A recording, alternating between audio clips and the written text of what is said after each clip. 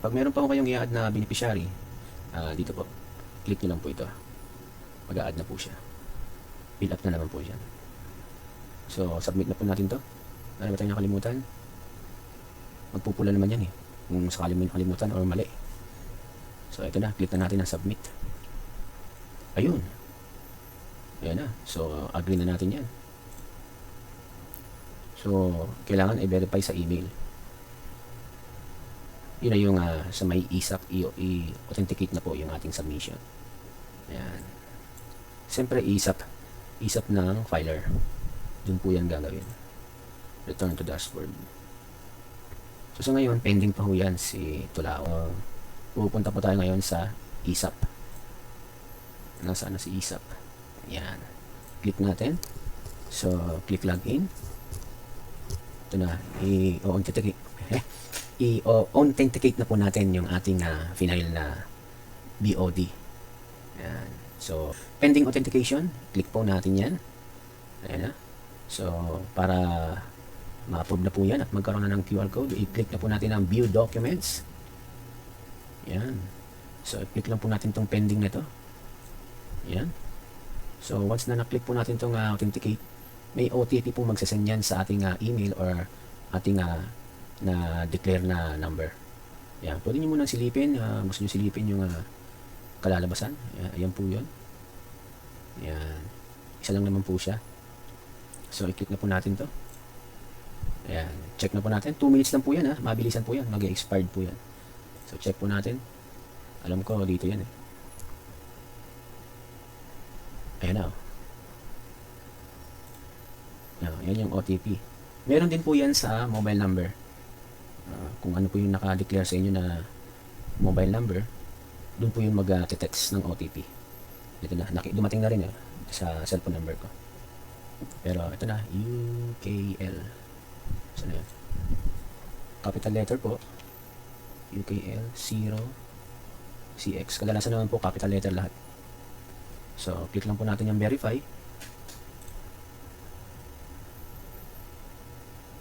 So, okay na po yan. Pag ganyan, akala nyo loading lang. Kasi isa lang po yung ino-authenticate natin. Refresh nyo lang po yung page. So, kita nyo, naka-green na, sign. Ang galing no?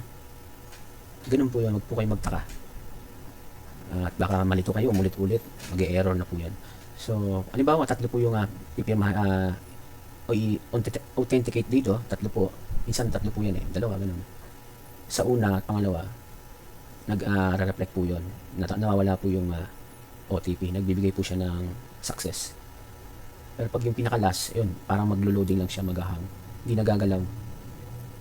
Akala nyo walang nangyari. I-refresh nyo lang po yung page. Yan. Yan. Tapos okay na. Huwag na kayo mag-antay. Kasi mauubos ang oras nyo kakaantay doon. So, ito na. Sign na siya. So, puntahan na natin yung kanina. Balikan natin si Harbor. Yan. So, pending pa rin, di ba? Hindi pa siya nagre-reflect dito na napirmahan na. So, refresh natin. Ayun, completed na. Ganun lang. I-refresh nyo lang mga guys. So, downloadable na po siya mga guys. Ito na po yung approve. Ito na yung may QR code. So, download na natin. Ma-download pa ng iba yan Ayan na siya. So, yan po ang BOD ni Tulaok. Ayan Ayan na po yung naman yan. Ayan.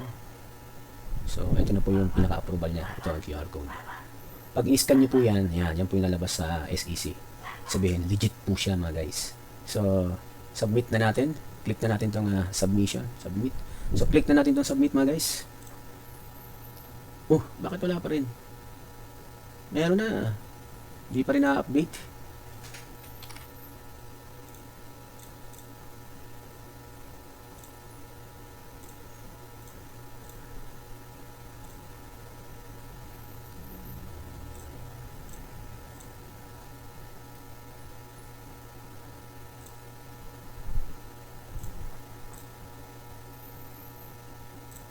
So, yan. Ito na yung in-upload kanina.